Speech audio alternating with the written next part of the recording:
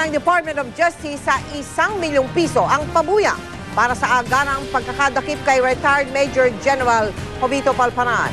Ang National Bureau of Investigation may lead na raw sa kinaroroonan ni Palparan. Nakatutok si Lia Manyalak del Castillo.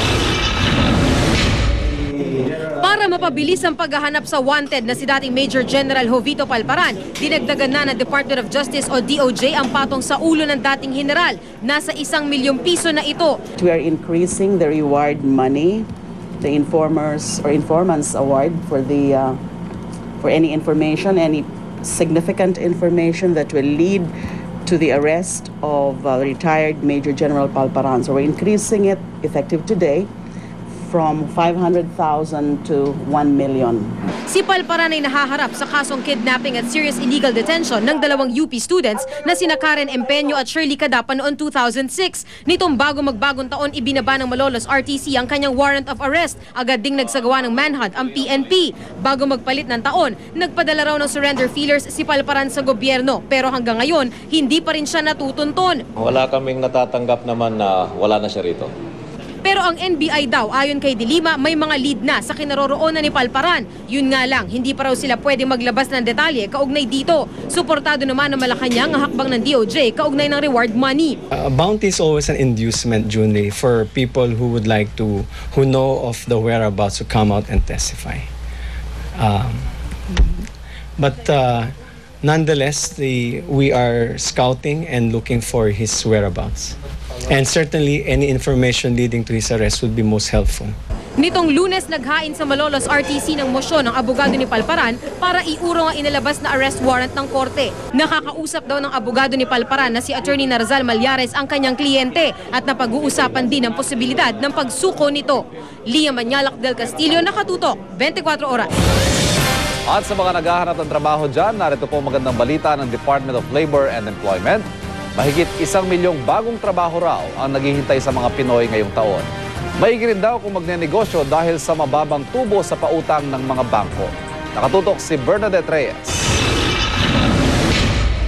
Ayon sa Bangko Sentral ng Pilipinas, magandang trabaho ang 2012 para magnegosyo dahil sa mababang interest rates. Ibig sabihin, mas magaan umutang ng pampuhunan sa mga bangko. Yan po ay may translate ng pamahalaan in terms of better delivery of services. Doon naman sa pribadong sektor, yung kanilang pagbebenta ng kanilang mga produkto at serbisyo ay maaaring maibaba sapagkat yung cost of borrowing ay naibaba.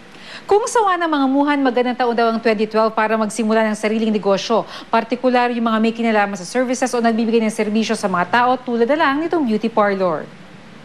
Ayon sa isang beautician, sa halagang 10,000 pesos, makakapagbukas ka na ng parlor. Makakabili na ito ng isang set ng gunting, mga upuan at ilang supplies. May mga pumapasok na bagong treatment. So dapat doon up to date ka para at least lahat ng gusto ng client maibigay mo. Doble or triple pa ang kikitain mo. Lalo na pag maganda yung location, tsaka yung mga staff, kung okay yung mga staff mo.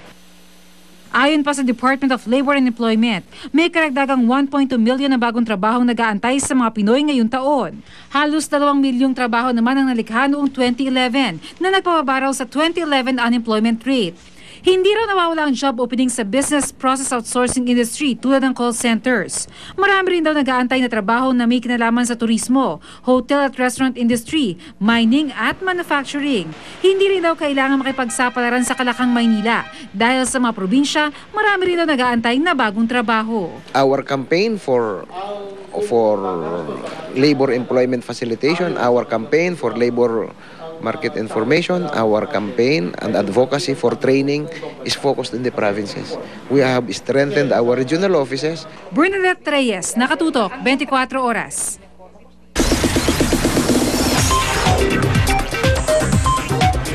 Chika Minute! Dinagsa ng mga kaanak, kaibigan at maging ng kanyang mga kababayan ang libing ng aktor na si Tyrone Perez sa Tarlac kanina. Hindi naman maiwasang magtanong ng ilan kung bakit hindi nakadalo sa libing ang asawa ni Tyrone. Narito ang report ni Lars Santiago. Hanggang sa huling sandali, pagmamahal ang ipinakita ng mga tao kay Tyrone Perez. Dumagsa sa libing ng starstruck Batch 1 Avenger, hindi lamang ang kanyang pamilya, kamag-anak at kaibigan, kundi maging ang marami niyang kababayan sa Tarlac. naging mabagal ang usad ng funeral procession dahil sa dami ng tao.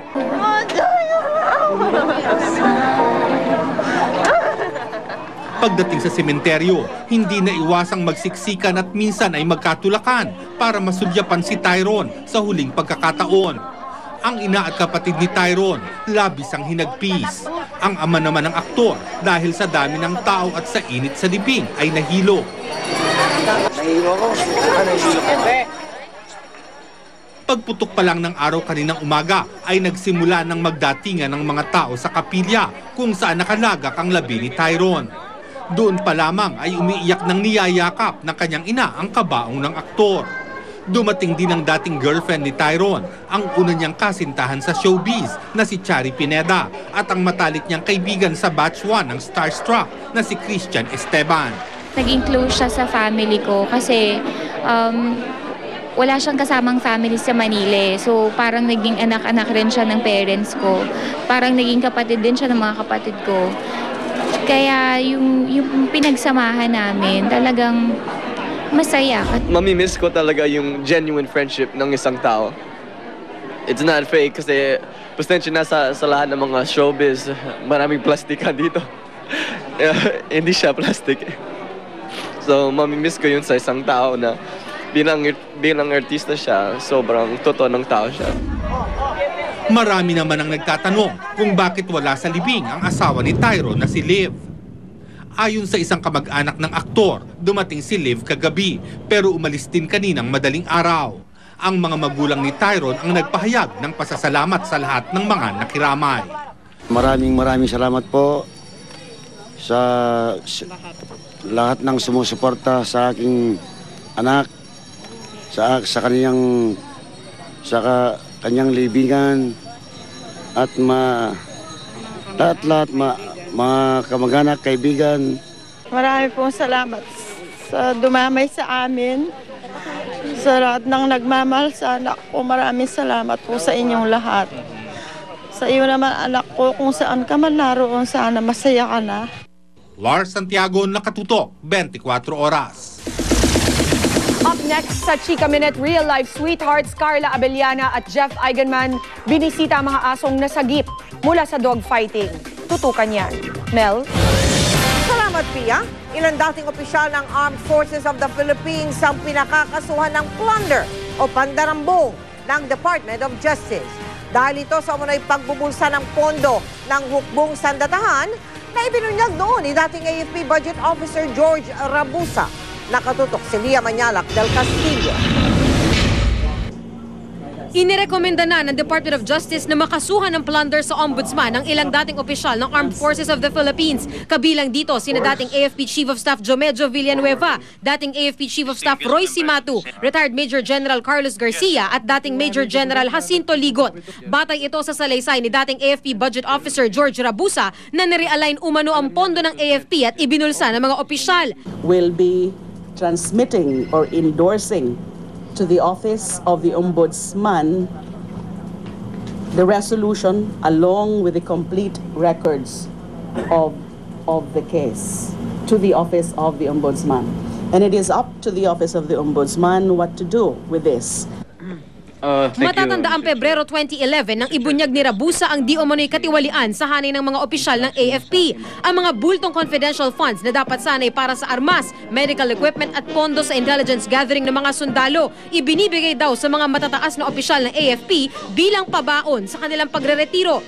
Sa revelasyong ito, idinawit ni Rabusa sina dating AFP Chief of Staff Angelo Reyes na nag-suicide ilang linggo matapos ang paghaharap nila ni Rabusa sa Senado. Aabot di umano sa 360 million pesos ang natanggap na pera ni Ligot, 386 million pesos kay Garcia, 227.4 million pesos kay Villanueva at 140 million pesos kay Cimatu. Una nang itinanggi noon ni Villanueva at Cimatu sa pagharap nila sa Senado ang umano'y conversion at pabaon at pasalubong system sa AFP. Ayon naman sa tagapagsalita ni Garcia na si Attorney Maria Shell Capa, hindi pa niya nakakausap ang kanyang kliyente tungkol sa isyong ito.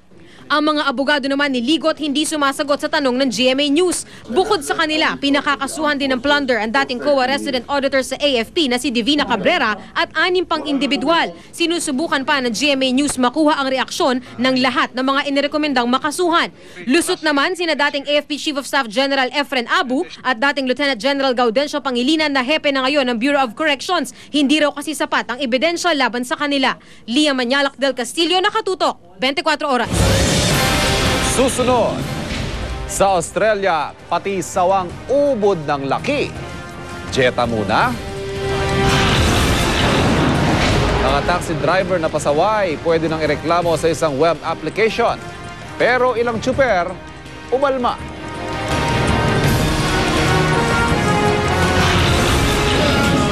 At matapos ang malapiastang kainan nitong Kapaskuhan, paano nga ba magbabawas ng timbang? Tutukan lahat ng yan dito sa 24 oras.